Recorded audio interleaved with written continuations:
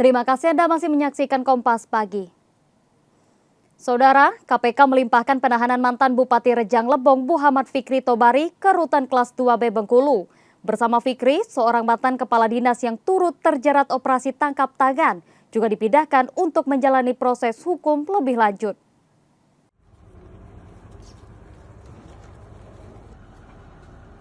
Dengan pengawalan ketat kepolisian, mantan Bupati Rejang Lebong Muhammad Fikri Tobari tiba di rumah tahanan negara kelas 2B Bengkulu untuk menjalani penahanan lanjutan setelah pelimpahan dari Komisi Pemberantasan Korupsi. Mengenakan rompi tahanan KPK dan tangan di borgol, Fikri sempat menemui keluarganya sebelum memasuki rumah tahanan. Selain Fikri, KPK juga melimpahkan seorang mantan kepala dinas di Kabupaten Rejang Lebong yang turut terjerat dalam operasi tangkap tangan beberapa waktu lalu. Kedua tersangka selanjutnya akan menjalani persidangan di Pengadilan Tindak Pidana Korupsi Bengkulu. Sebelumnya, Muhammad Fikri Tobari ditangkap KPK dalam operasi tangkap tangan pada 9 Maret 2026.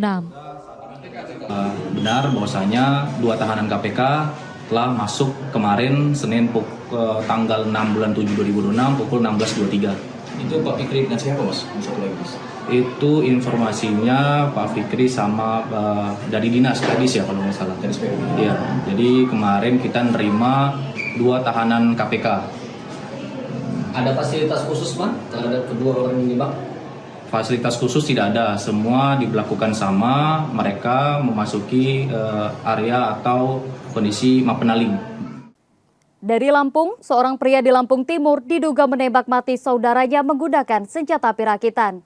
Pemicunya diduga pelaku kecewa undangan khitanan tidak diantarkan korban. Kini pelaku masih menjalani pemeriksaan polisi.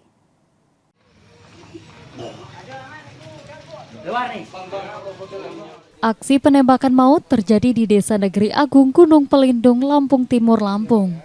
Pendi tewas setelah mengalami luka tembak. Peristiwa bermula saat korban datang untuk membantu persiapan khitanan anak pelaku. Namun, keduanya terlibat pertengkaran yang dipicu masalah pengantaran undangan.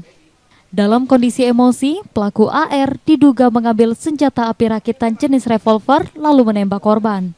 Setelah kejadian, pelaku menyerahkan diri ke polisi.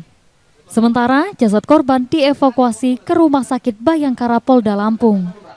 Untuk motifnya sementara ini pelaku dan korban memiliki hubungan kekeluargaan yang cukup dekat.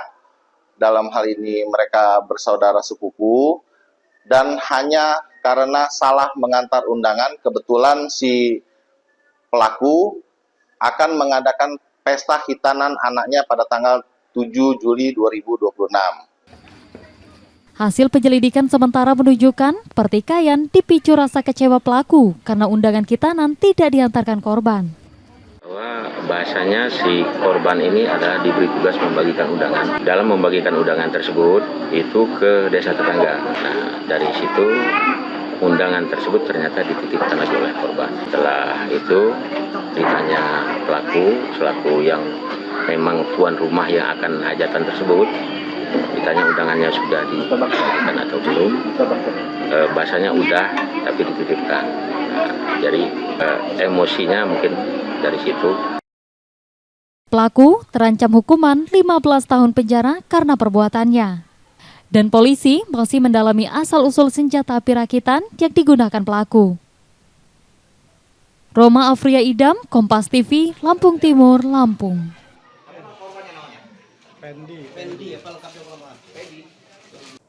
Sementara di Bengkulu, seorang pria di kota Bengkulu ditangkap setelah diduga mengedarkan uang palsu saat berbelanja di Pasar Baru Koto. Pelaku diduga memproduksi sendiri uang palsu pecahan Rp20.000 yang digunakannya bertransaksi.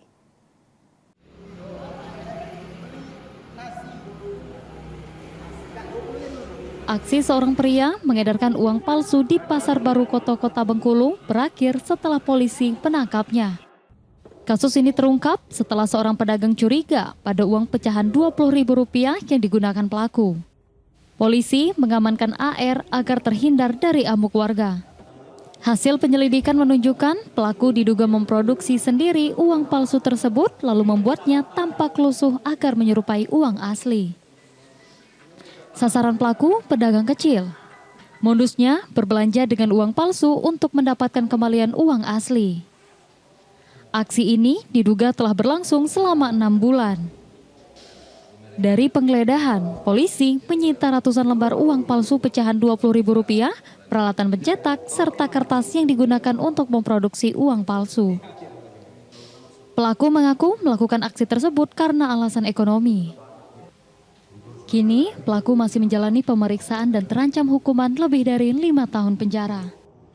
Dengan modus mereka berbelanja bahan pokok seperti yang sudah kita integrasi tadi, telur, sama ada sayur-sayuran.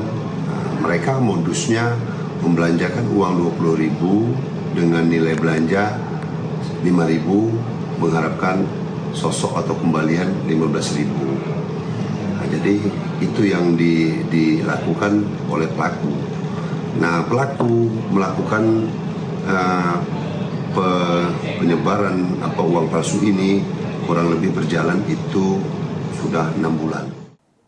Kembali ke Babel, sebuah rumah di Desa Air Duren, Kabupaten Bangka diduga dijadikan tempat pengoplosan LPG 3 kg ke tabung 12 kg. Dalam penggerebekan, Satreskrim Polres Bangka menyita ratusan tabung gas dan barang bukti lainnya. Sebuah rumah di Desa Air Duren, Kabupaten Bangka diduga dijadikan lokasi pengoplosan LPG 3 kg ke tabung 12 kg. Saat penggerebekan, Satreskrim Polres Bangka memergoki pemilik rumah tengah memindahkan isi tabung LPG bersubsidi ke tabung non-subsidi di belakang rumah. Polisi menghentikan aktivitas tersebut dan menangkap pemilik rumah bersama sejumlah pekerja. Hasil penyelidikan sementara menunjukkan praktik ilegal itu diduga telah berlangsung 3 bulan. LPG hasil oplosan diduga dipasarkan ke sejumlah toko.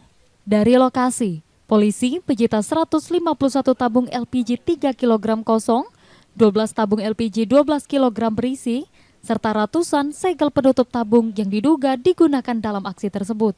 Saat ini, tersangka beserta seluruh barang bukti telah berada di Polres Bangka. Untuk TKP kami ada di daerah Pemali. Kita mengamankan ada 4 orang.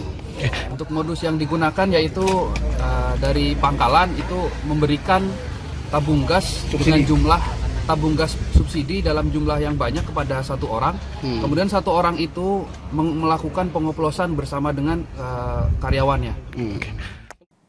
Bermodalkan alasan meminta batu es, 2 juru parkir di Palembang diduga mencuri telepon genggam di sebuah rumah makan. Aksi keduanya terekam CCTV dan ditangkap.